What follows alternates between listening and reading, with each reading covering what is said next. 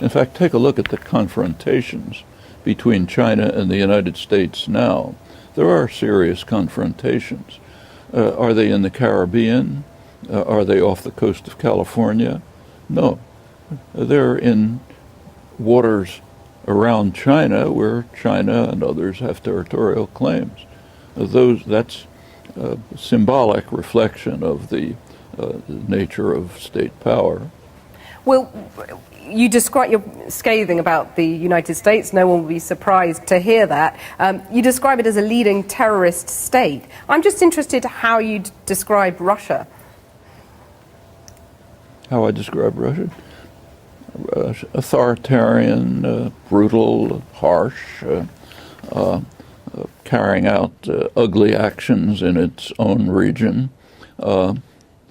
The United States, on the other hand, carries out such actions all over the world. In fact, again, look at there are serious confrontations between Russia and the United States. And once again, are they on the Mexican border, the Canadian border? No, they're on the Russian border.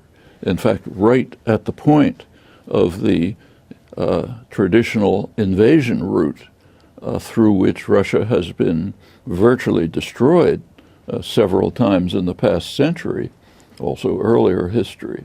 Again, that's no apologetics for what Putin may be doing, but it should lead us to have a rational perspective on the relationship between these forces in the world. As for the U.S. being the leading terror state, I should say that's hardly just my opinion. So, for example, I noted when I was introduced, the person who was introducing me said that I regard the United States as the gravest threat to world peace. That's not exactly, it's a little misrepresents the situation. There are international polls run by the leading U.S. polling agency, GALLUP, its international affiliate, GALLUP Win. And one of the questions they ask is, which country is the gravest threat to world peace? And the United States is first by a huge margin. Far behind, in second place, is Pakistan. That's undoubtedly inflated by the Indian vote, and others have slight mention. So that's global opinion. And I should mention that this was not even reported in the United States. Happened to be reported by BBC, but wasn't reported in the United States.